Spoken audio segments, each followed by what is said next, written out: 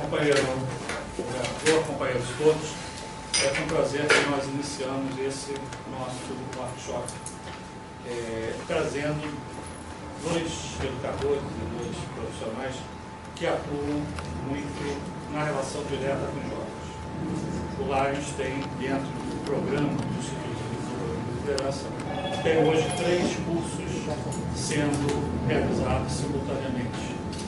Um deles voltado exatamente ao jovem. E esse workshop de hoje corresponde praticamente a uma palestra, uma aula inaugural do curso de desenvolvimento de jovens. E nós temos então o prazer de convidar 2 jovens, considerando o tempo de participação no nosso movimento, mas que nos abrilhantarão nesse momento com as suas exposições. Eu peço à nossa companheira Aurora Carvalho que faça a apresentação de ambos e logo depois teremos a primeira fala do professor Luiz Paulo e depois do professor Marcelo.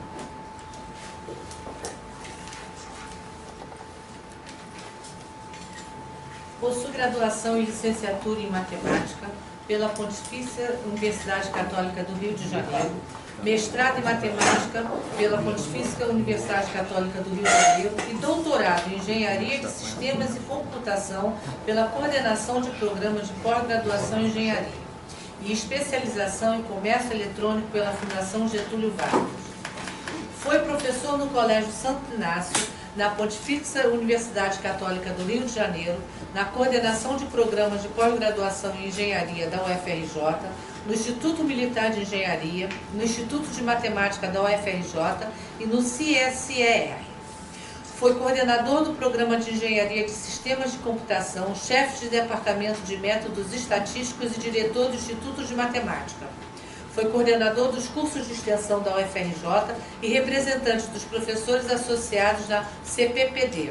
Atualmente é professor colaborador aposentado no Departamento de Geologia da UFRJ, atuando principalmente nos seguintes temas: geoestatística, mineração de dados e ensino à distância. É ainda avaliador do sistema Cineares.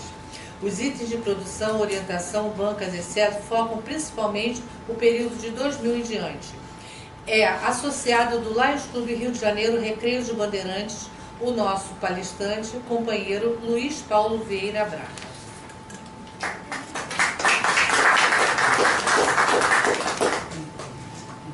Casado com a donadora e companheira Roberta de Mesquita Barros e Moraes Lima da Silva, pai da Maria Clara e João Marcelo.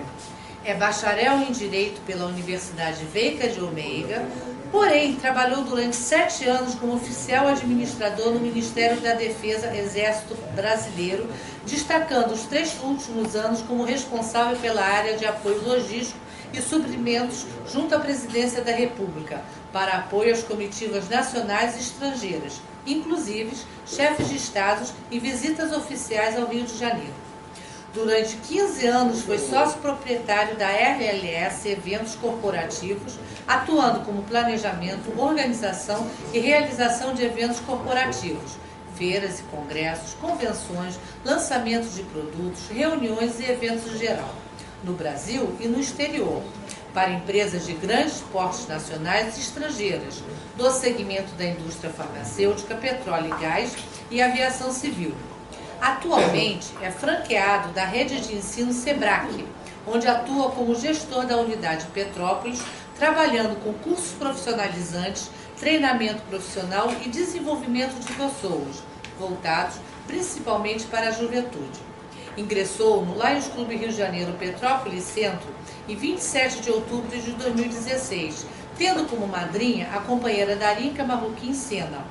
Atualmente, ocupa o cargo de GST, assessor de serviço do clube, atuando sempre em atividades como pit stop da saúde, campanhas de alívio à fome, protagonismo juvenil, auxílio à escola. Este é o nosso palestrante, companheiro Marcelo Moreira da Silva.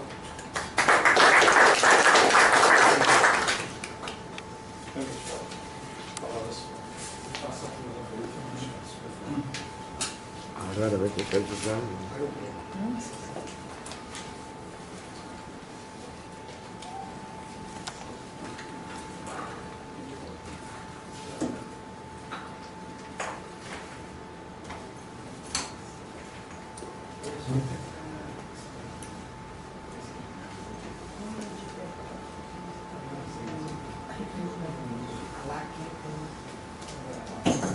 Inicialmente eu quero agradecer ao Instituto de Desenvolvimento da Liderança, a pessoa do seu coordenador do workshop, companheiro João Roberto, agradecer a Academia de Letras, Artes e Ciências, a Fundação Mano Cajado e ao Daios, pela oportunidade de apresentar essa palestra.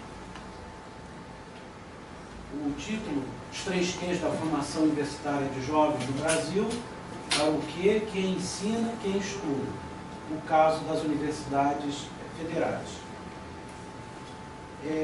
Eu estou restringindo ao caso das universidades porque é muito amplo o tema, muitos tipos de instituição e até por uma certa experiência própria, eu me sinto mais familiarizado com essa categoria.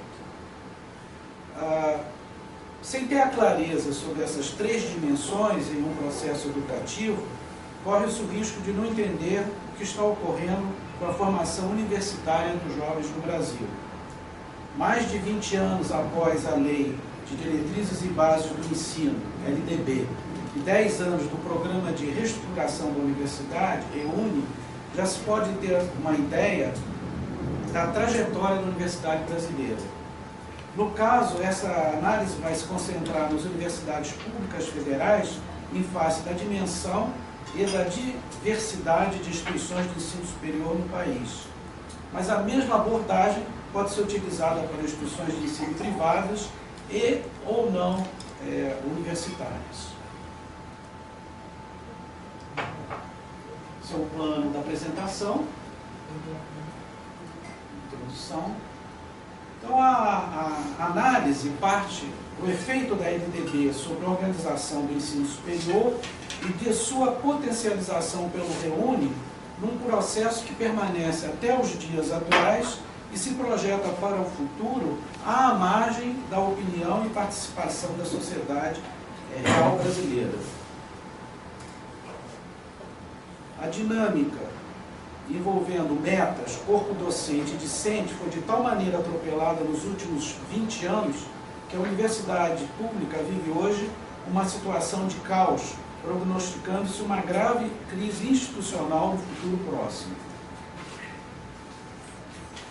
Entender como essa tempestade perfeita se formou é entender como metas e pessoas se envolveram e foram envolvidas em um processo de médio prazo cujas consequências somente agora se evidenciam. Evasão e retenção de alunos, fuga de professores para o exterior, colapso da infraestrutura, o que, sem dúvida nenhuma, compromete a qualidade do processo de aprendizagem. Para o quê?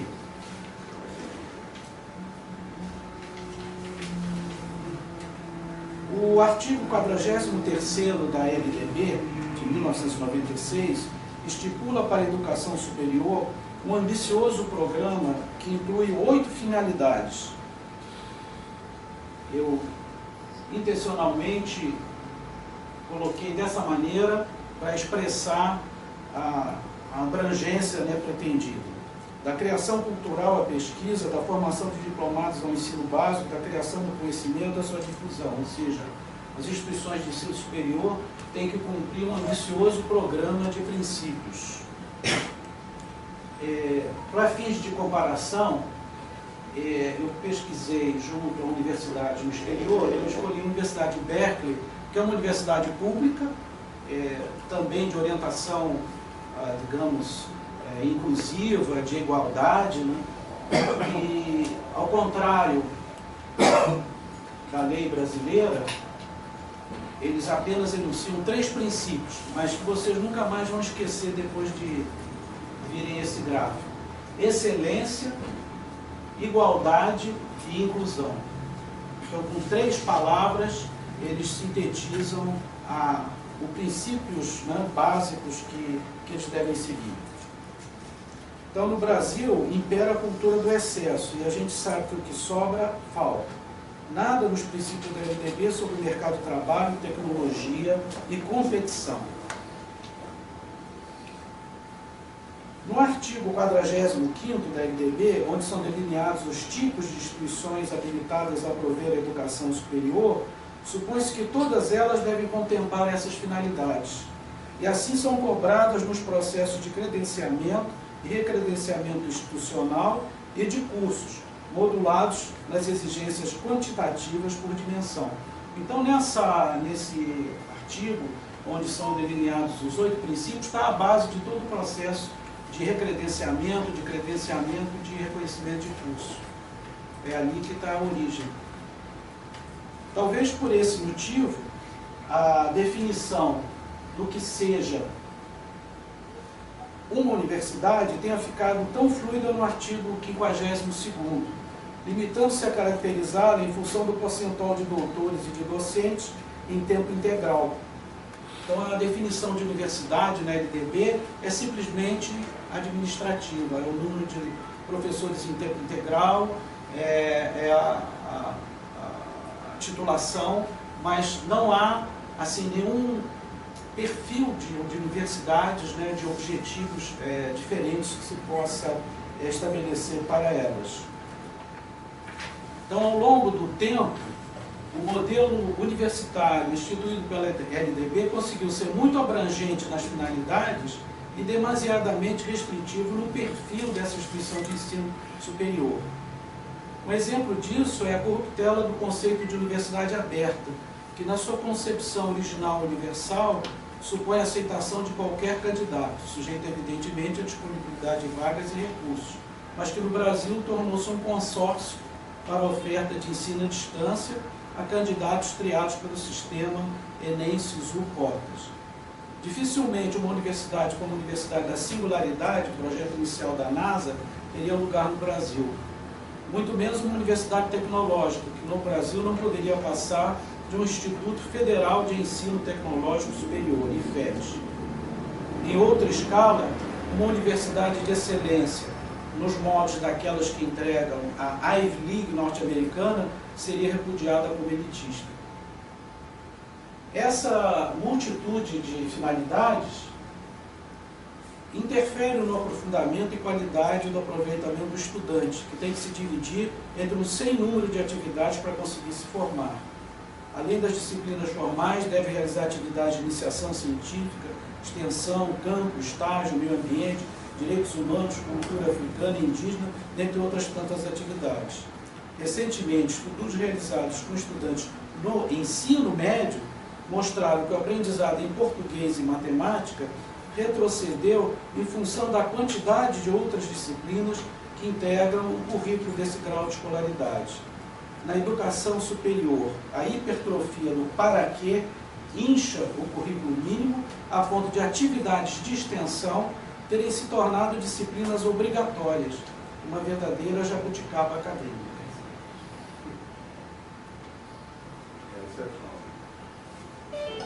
Na universidade pública, pós-LDB, a tarefa cabe a mestres e doutores formados no sistema brasileiro de pós-graduação ou no exterior, cada vez menos percentualmente.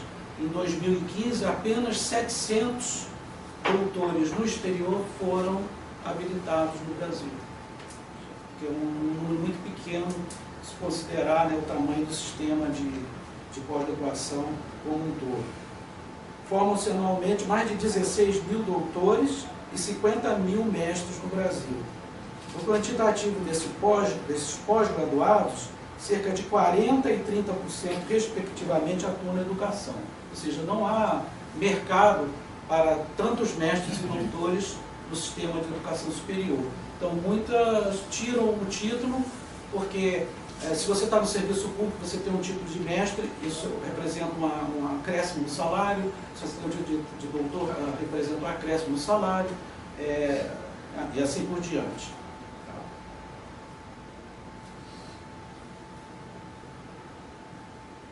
Obviamente, apesar do crescimento praticado e pretendido no Plano Nacional de Educação, 2014-2024, portanto, em vigência, metas 13 e 14, o sistema de educação superior como um todo não consegue absorver de forma regular e estável os mestres e doutores, que se distribuem também em outros setores produtivos.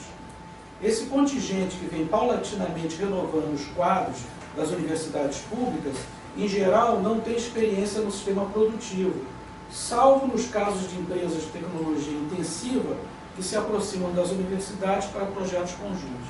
No meu caso, por exemplo, trabalhei em um projeto junto com a Petrobras. Mas isso se dá em alguns casos e em setores muito especiais. Esses são os programas de mestrado, né, que são mais de 3.000, quase 4.000, quase 2.000 programas de doutorado.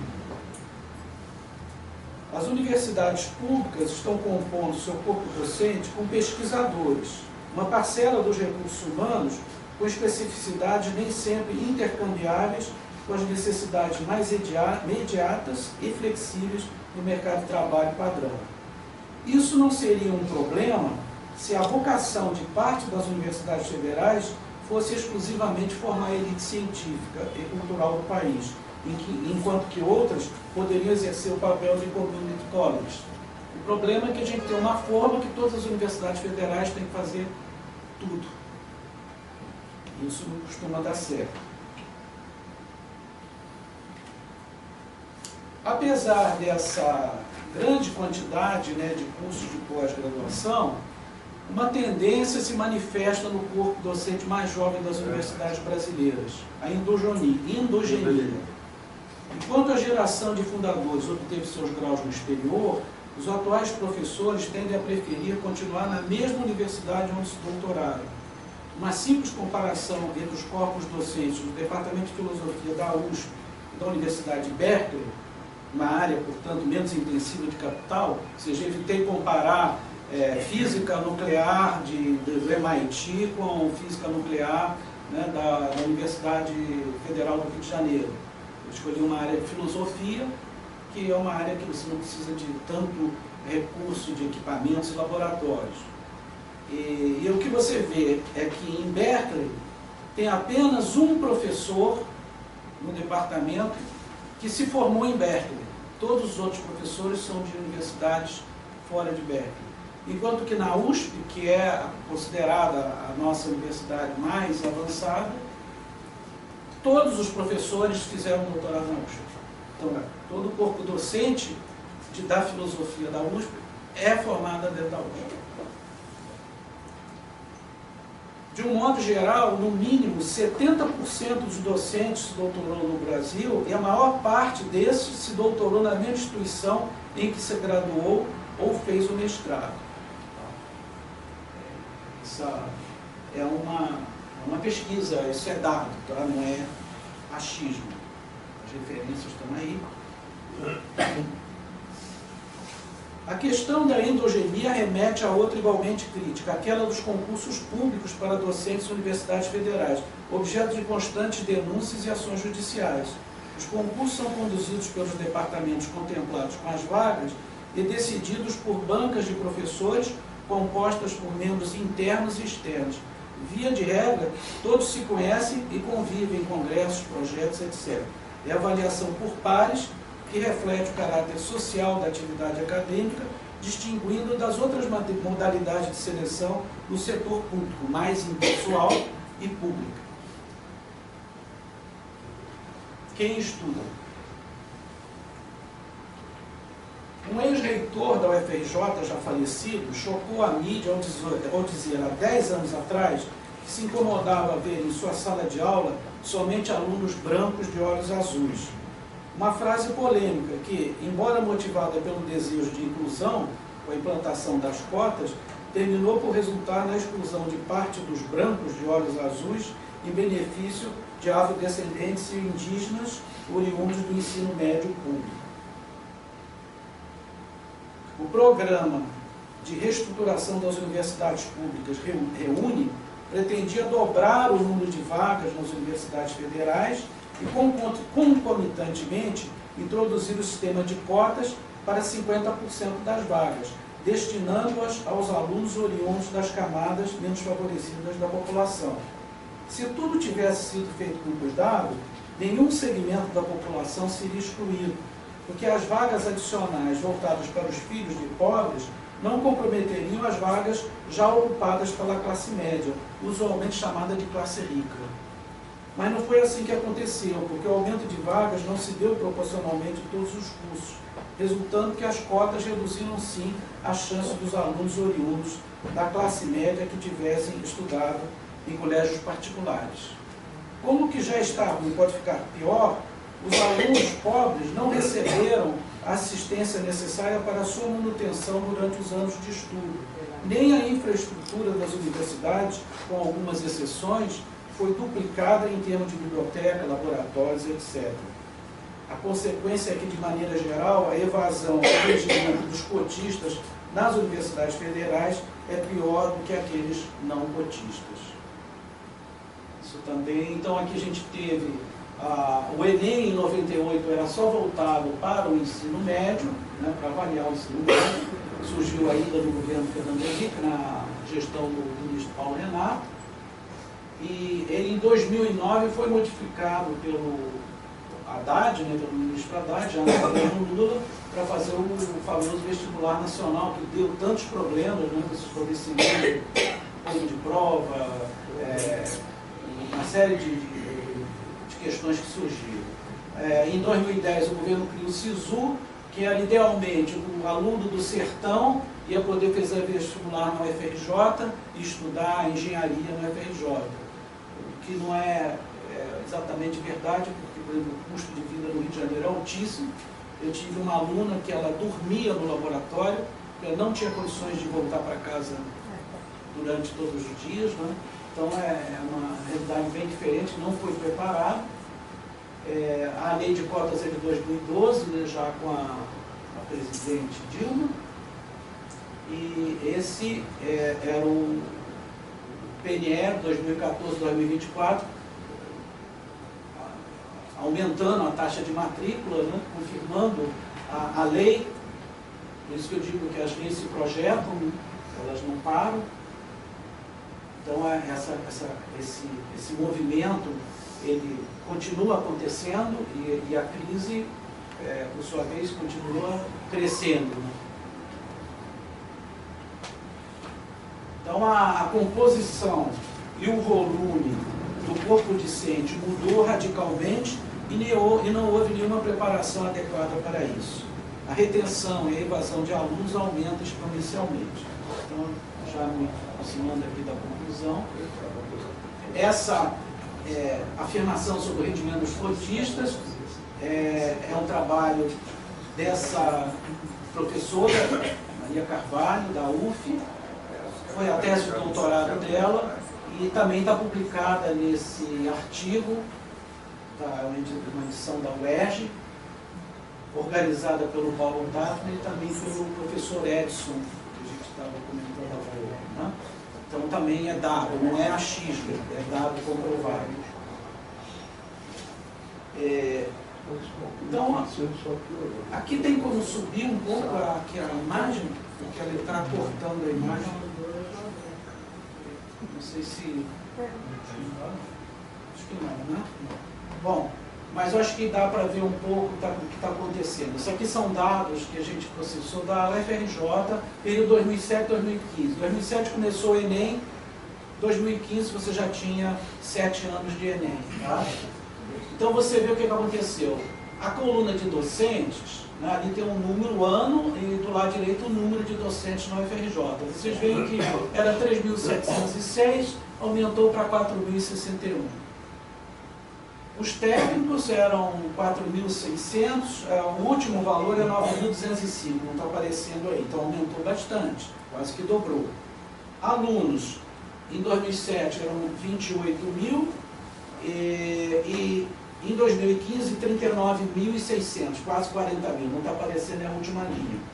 Diplomados, em 2007 era 4.647 e 2015 5.114, não está aparecendo. Então não mudou muito o número de diplomados, não mudou muito o número de professores e quase que dobrou o número de alunos. E a meta do PNE é aumentar isso. Então eu digo, a lei está lá desde 95, depois veio a lei das cotas e aquilo é uma máquina, né? Então esse é o quadro. Aqui tem um outro estudo que a gente fez. Em 2017, o Instituto Nacional de Estudos e Pesquisas Educacionais, INEP, publicou um estudo sobre evasão e retenção na educação superior. Com base nesses dados e uma adaptação nas formas, nós obtivemos essa figura, né, que é a figura 2, que mostra para o quantitativo de todos os alunos de um curso de integralização em 4 anos na UFRJ, em qual situação em percentuais, conclusão, permanência ou abandono, encontravam-se 6 anos depois, ao final de 2015. Tá? Então essa linha azul é a permanência, a linha laranja é a conclusão e a linha cinza é a desistência. Então, 6 anos depois, 68% dos alunos desistiram. Tá? 24% se formaram e ainda tem ali o número aqui, 8% ainda estão ali resistindo, a gente não sabe muito bem o que vai acontecer. Esse curso, eu não vou dizer o nome para não criar problemas, é um curso de alto apelo de mercado. É uma profissão que está contratando muito apelo de mercado. Mas o que aconteceu aqui? É aquilo que eu chamo do desalinhamento. Para quê? Quem ensina, quem estuda. Os professores desse departamento, eles querem formar alunos para ir para a pós-graduação. Eles não querem formar alunos para ir para o mercado mais imediato de trabalho. E os alunos que entram nesse curso são atraídos pelo nome do curso, porque ele tem emprego. Aí começam a fazer o curso é altamente abstrato, altamente matemático. O que é que acontece? Acontece aí, 68% de desistência. Isso é o desalinhamento entre as 3 dimensões. Tá? Bom, aqui já é um outro curso que...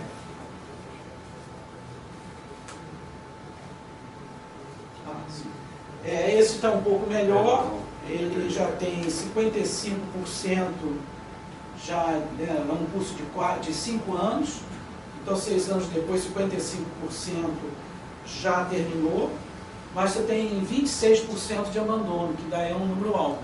Eu fiz essa estatística para todos os cursos de todo o Brasil, com esses dados do INEP, e esse patamar de 20% é o patamar médio, ou seja, em geral, 20% dos alunos desistem do curso. Tá? Claro que você tem cursos com menor desistência, cursos com maior desistência, mas na média é 20%. Considerando que você tem milhões de alunos, é muita gente que está desistindo. Então isso é de novo o que a gente chama aí de desalinhamento. Então, terminando. As universidades federais, nos últimos 20 anos, passaram por uma reforma não declarada, imposta por medidas fatiadas. Vocês viram ali naquela sequência de slides, né? Enem, depois veio SISU, depois veio cotas. Cada 2, 3 anos surgiu uma coisa nova, e não um estudo mais integrado. Embora a motivação fosse justa, fosse e é justa, inclusão e ampliação do número de vagas para a faixa etária de 18 a 24 anos, que no Brasil é menor até que muitos países da América Latina.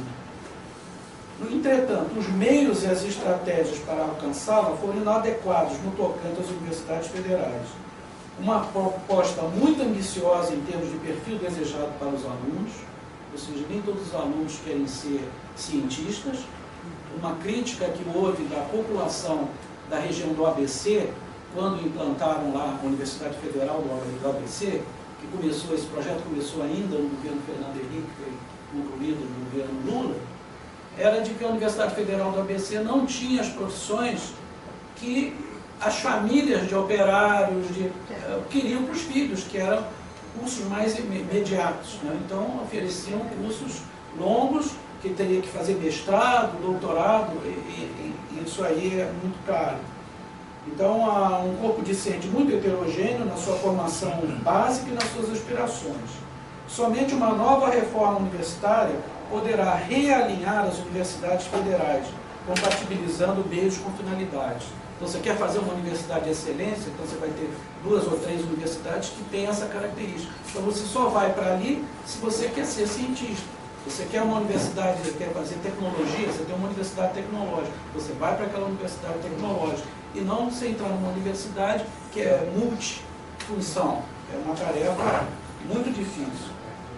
Até então, um complexo sistema de compensações, improvisações, e principalmente de esforços individuais de docentes e de grupos de docentes, que acaba acontecendo isso, aqueles que se desdobram, né, para compensar, vai cumprindo precariamente as finalidades declaradas da LDB e as necessidades imperiosas da sociedade e da nação brasileiras. Obrigado pela atenção.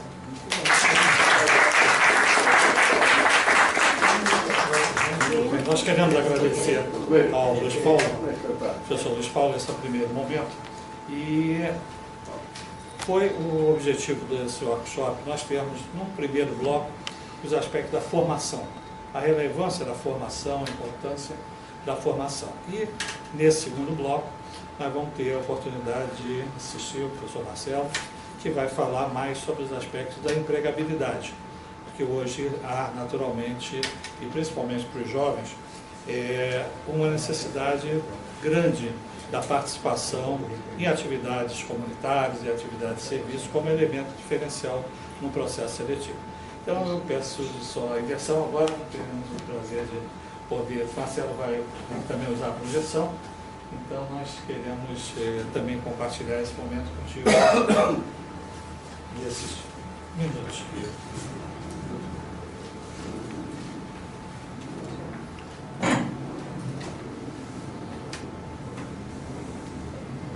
Olá a todos, agradeço muito o convite, João Roberto, também agradeço o convite, para trazer um pouquinho da experiência que eu tenho, para a gente dividir esse meu olhar, essa minha visão com vocês. A gente teve uma bela apresentação, belas informações e estatísticas e números com relação à qualificação, voltada ao nível de terceiro grau, né, pós-graduação, doutorado, mestrado. E eu queria introduzir essa minha fala com uma reflexão voltada ao mercado de trabalho, né? Eu vim de uma família de poucas posses e eu tinha uma vontade de ascender socialmente e economicamente. E aquilo todo dia me dava o gás, né? Me dava a motivação necessária para que eu não evadisse da faculdade, né? Então, você está ali na faculdade, você está almejando ali um nível universitário, uma pós-graduação, um doutorado, e você enfrenta obstáculos da falta de recursos para você se manter estudando, independente se a faculdade é gratuita ou não, porque você tem custos com transporte, moradia, alimentação, né? E você tem que encontrar um motivo para aquilo, né? O motivo é só me formar, o motivo pelo qual eu estou lidando com aquela atividade, né? Que naquele momento é um pouco, às vezes, desgastante para alguns. Então, eu tinha muito bem claro para mim o meu objetivo de vida, que era ascender socialmente. Então, ali nós temos ali, ó, a busca do jovem ao ingressar no mercado de trabalho, né? Eu queria falar um pouquinho daquele jovem que é a nossa maioria aqui no Brasil, América do Sul, que é aquele jovem de baixa renda, uma família desestruturada, uma família que não está estruturada emocionalmente, não foi concebida dentro dos parâmetros, dos padrões em que se entende como uma família, né?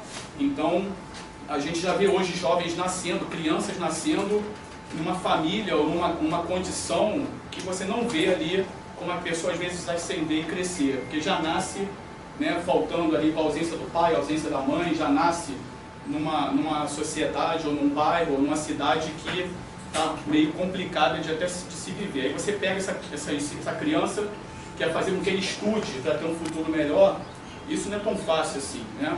Então a gente tem hoje os jovens, eles querem o quê? Uma nova expectativa de futuro, eles querem uma independência financeira e eles querem um amadurecimento profissional, né? Aí como você ter isso, né? Então, mercado de trabalho. Hoje a gente tem o jovem que ele nunca trabalhou, né? Ele precisa ir para o mercado de trabalho. a gente tem hoje na família desse jovem, o pai ou a mãe perdeu o emprego por causa da recessão, né, ou da crise econômica que a gente tem enfrentado. Então a gente vê uma família socialmente não estruturada, economicamente não viável às vezes, e a gente vê uma dessas pessoas que são os provedores da família, pai e mãe, desempregados. Né? Estão desempregados, é um fato. Aí esse jovem, ele já precisa ascender mais ainda a busca dele pelo amadurecimento pessoal e independência financeira, porque às vezes ele vai contribuir em casa, né, com isso. E aí a gente enfrenta algumas objeções, alguns obstáculos que nós às vezes não estamos preparados para isso. Então, quando eu vejo um jovem com evasão em qualquer educação, nível básico ou nível universitário, é porque esse jovem não encontrou naquilo ali um porquê dele continuar ali. Porque às vezes ele tem que sair da escola, ele tem que sair da faculdade porque ele tem que trabalhar. E aí ele vai trabalhar em que profissão, em que mão de obra não qualificada para ter o sustento.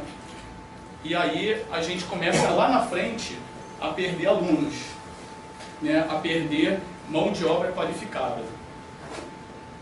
Aí tem alguns complexos, né, complexidades e desafios para o mercado de trabalho. Acesso à formação e qualificação educacional.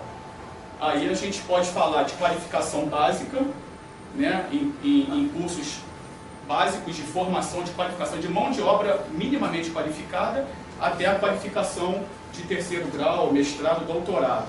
Para ambas as partes, para ambos os segmentos, no meu entendimento, falta mão de obra qualificada.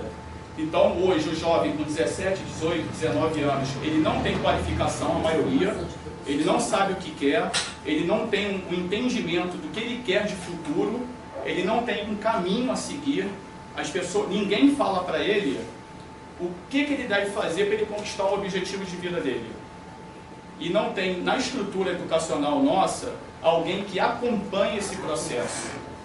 Então, primeiro, ele está numa família passando necessidades, mas ele tem um objetivo: ascender socialmente e economicamente. Então ele vê no Neymar, ele vê num jogador de futebol, ele vê num esportista, né, que ele conseguiu ganhar muito dinheiro, e às vezes ele não sabe o quanto que ele teve que treinar para conquistar aquilo, porque ele acha que foi uma habilidade divina que a pessoa tem. E aí ele conseguiu ganhar muito dinheiro. Então ele olha aquilo como um exemplo, né? Aí ele olha um chefe de família, ele olha um empresário, um comerciante, ele fala assim: poxa, aquela pessoa teve sorte, se deu bem, né? E não é assim, mas ele acha que é assim. Então, se não tiver alguém que fale para ele o caminho que aquela pessoa teve que seguir para conquistar aquilo, ele não vai, às vezes, ter noção e visão do que ele tem que fazer. E outra, durante o caminho que ele vai percorrer, tem que ter alguém que todo dia fale com ele, persista, continue, porque fácil a caminhada não vai ser. E o jovem hoje, ele é imediatista, né? Ele é um jovem que tudo pela internet é fácil, desde a compra de uma comida, a compra de uma roupa. Ele compra hoje, não precisa ir à loja e entrega daqui a 5 dias. Então ele acha que ele vai fazer uma ascensão social pela internet. E não é assim que funciona. A gente tem a geração de emprego ser insuficiente diante da atual economia. Então nós não temos geração de emprego que absorva a mão de obra que está vindo pelo mercado. Então nós temos pessoas nascendo, nós temos pessoas nascendo em quantidade, e nós não temos nenhuma política dos governos que possa dar sustentabilidade para receber essa mão de obra. E menor acesso pelas classes econômicas desfavorecidas. O nosso companheiro Luiz Paulo falou aqui que ele teve uma pessoa que veio de longe para estudar na faculdade do Rio de Janeiro. E ela conseguiu uma proeza, que é estudar na Universidade do Rio de Janeiro. Mas ela não teve condições de sustentar o seu estudo. Porque falta estrutura, falta dinheiro, falta financiamento, falta equilíbrio emocional. E aí você entende que acontecem várias coisas que precisam estar junto disso para que isso dê certo. Aqui tem alguns dados da Organização Internacional do Trabalho. Ao longo de 27 anos, hoje nós temos a maior taxa de desemprego no nosso país, com 30%. Em 95 era 11%. e no mundo hoje é 13%. Tá? Ali também, o texto ali foi provocado pela queda do crescimento da economia e a informalidade e incertezas de investimento. Né? Então hoje os empresários, as multinacionais têm medo de investir no Brasil, então tira emprego. Né? Eu trabalhei numa empresa que nos últimos 6 anos foram 8.000 pessoas demitidas no Rio de Janeiro. Né? Então 8.000 pessoas que não estão trabalhando. Né? E aí essas pessoas vão o quê? Elas podem ir para a informalidade, né? E aí a coisa fica sem controle. Aqui nós temos uma visão do empresário, né? Do empregador, do comerciante. Ele tem... O que ele espera do jovem hoje? Então, a pessoa que quer contratar um jovem, lá no primeiro emprego ou no segundo emprego, o que ele quer? Ele quer lá em cima, à esquerda, tem lá, trabalho em equipe, que essa pessoa ela tenha 12% do seu 100%, do seu perfil, das suas habilidades, que ela tenha 12% em trabalho em equipe, que ela tenha 18% de responsabilidade, que ela tenha 22% de interesse, que ela tenha 15% em cumprir horários, que ela tenha 9% de honestidade e que ela tenha 25% falta de qualificação. Ou seja, aí no caso é 25%, precisava melhorar 25% da sua qualificação. Olha um dado interessante, que assim, meu pai me falava que isso aqui eram quesitos básicos, né? Honestidade, ética, interesse, cumprir horário. Né? Então para vocês verem que o empresário hoje, ele espera que um jovem cumpra o horário. E só 15%. Ele espera que uma pessoa seja honesta 9%. Poxa. Né? Então, assim, alguns anos atrás, a gente precisava duvidar da honestidade de alguém. Né? Hoje isso é critério de contratação. Então, assim, para onde a gente está indo, né? Como a gente está indo e até onde a gente vai chegar. Né? Então, aí, e aqui está faltando, aqui embaixo tem aqui, falta de habilidade também, que é 29%. Falta de habilidade. Então eu queria falar com vocês, aí eu coloquei ali em verde, que é uma coisa que eu, Marcelo, que trabalho com educação, e é uma coisa que eu vivi 2 lados da educação. Eu vivi durante 11 anos, eu trabalhando com alta gestão, altos executivos, pessoas que eram pagas para se desenvolver, pessoas que recebiam um belo salário para ter treinamento, para poder, né, melhorar o seu nível de gestão. E aquilo para mim me dava uma angústia, né, porque eu estava trabalhando com pessoas que estavam muito bem na vida, que não estavam querendo atingir um nível altíssimo, mas aquilo não fazia sentido para mim. E aquilo começou, eu que vim de uma classe que eu tive que lutar muito para conseguir alguma coisa, e aquilo para mim não começou a não fazer sentido. Aí eu fui trabalhar com os jovens que estavam igual a mim há alguns anos atrás. Aí começou a fazer sentido muita coisa, mas aí não bate. A minha visão de vida há 40 anos atrás não é a mesma visão de vida, às vezes, de um jovem de hoje. Aí eu queria falar, falta de qualificação e interesse, tá? É o que eu queria um pouco discutir, conversar um pouquinho com vocês sobre isso.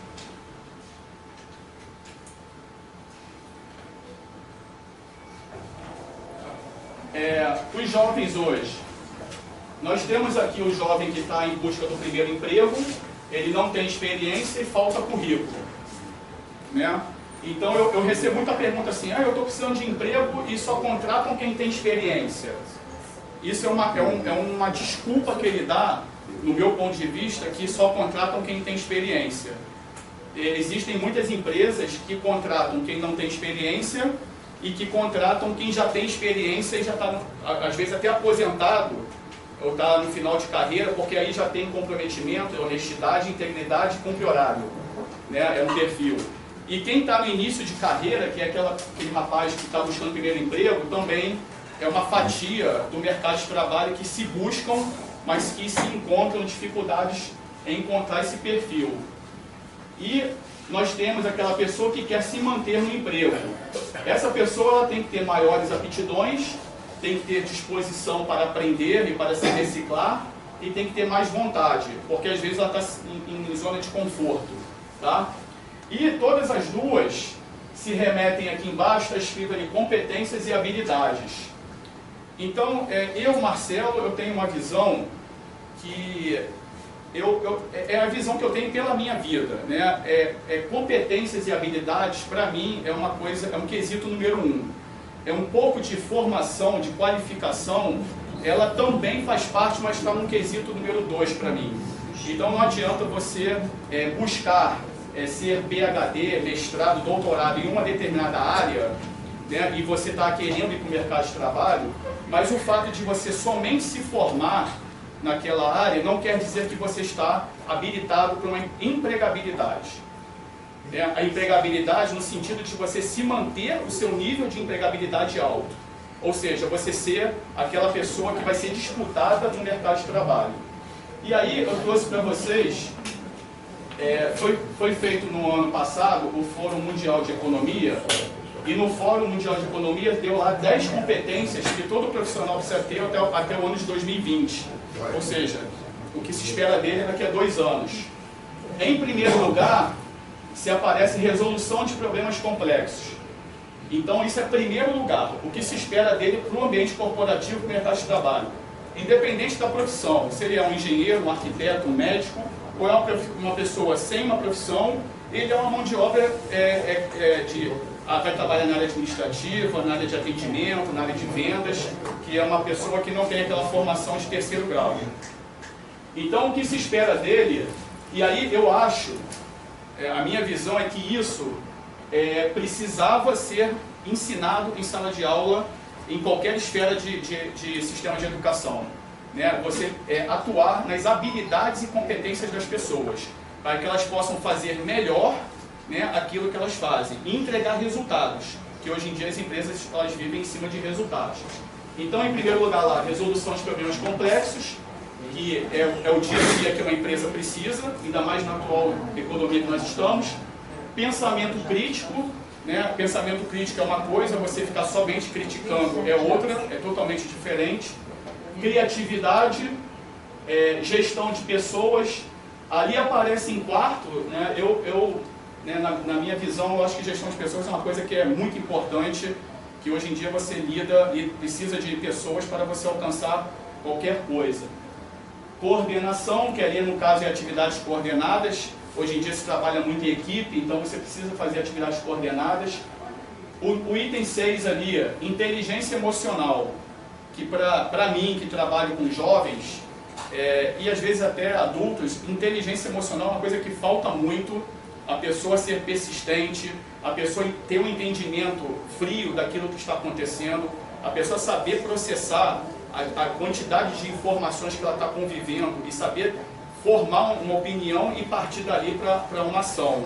Então, a inteligência emocional, e eu vi muito pessoas de carreira, executivos de empresa, que ao longo da carreira faltou inteligência emocional e ele não conseguiu ascender naquele objetivo dele, né? Até com muita competência em termos de ensinamento, de informação, mas faltou inteligência emocional. Ali depois em 7º tem capacidade de julgamento e tomada de decisões. As pessoas às vezes não tomam a decisão mais acertada, até pelo não estar acostumado ali a formar uma opinião, a ter uma linha de raciocínio crítico. A orientação para servir é uma coisa que a gente estava conversando muito, né? Esse perfil de pessoas que estão dispostas a servir, né? Servir do lado de que você está ali no ambiente, você está vivendo em coletividade, você está vivendo em sociedade, e o que você pode fazer para melhorar aquilo? Né? Porque aquilo melhorando, né, o ambiente que você vive, a empresa que você trabalha, a universidade que você estuda, se aquilo melhorar, você vai ter a consequência positiva daquela melhora. E se você não melhorar aquilo, a consequência vai ser o inverso. Então, e hoje nós estamos vivendo, às vezes, num país em que a grande maioria está colhendo, né, alguma coisa que vem plantando. Então, o ato de servir, né, e aí é o que me trouxe para o Lions, né, eu resgatei muita coisa lá de trás e hoje eu estou tentando, né, um pouquinho do meu trabalho, servir a alguém, mas servir de uma maneira de você provocar aquela pessoa a ela pensar também o que ela pode também fazer, né? Aonde é que ela está inserida, em que momento da vida ela está, para que a gente junto possa reagir, né? E aí você tem construir, né, um histórico, um futuro melhor para aquele ambiente que a gente está vivendo. Isso em qualquer esfera, esfera privada, esfera pública, e tentando acolher essa fatia da população que precisa às vezes de uma ajuda. Em 9 ali está a negociação e em 10, flexibilidade cognitiva, né? Flexibilidade cognitiva é um tema que hoje falam muito, principalmente em pessoas que lidam com gestão de números ou gestão de pessoas, e também hoje em dia está se falando muito em disruptura, né? É uma palavra, é uma palavra assim, um pouco difícil, né, de se falar, mas a disruptura de alguns sistemas, disruptura de alguns processos. A gente tem que pensar muito no que está acontecendo na nossa educação, para quem a gente está formando. A gente está formando muitas pessoas para estudar, se qualificar muito, ótimo, mas essas pessoas têm que entregar alguma coisa, elas têm que saber o que elas querem entregar, né? Então as pessoas às vezes estão estudando para ter um título, para ter uma formação, mas elas têm que pensar assim, o que com a minha formação, com o meu título, eu posso entregar para o mundo, para a sociedade. Às vezes ela tem que fazer o papel inverso, né? Quando eu estiver lá eu vou fazer isso, quando eu estiver lá eu vou entregar isso. Então aí vai fazer sentido a ele se formar, a evasão e a retenção do nosso aluno, do nosso jovem, a fazer sentido na carreira dele. Aí ele vai conseguir persistir, ter resiliência para ele conseguir se formar lá no final, tá bom? Então, é o que eu vim aqui poder falar com vocês um pouquinho dessa minha visão, tá? Espero que todos possam ter sido úteis para todo mundo, tá bom? Muito bom.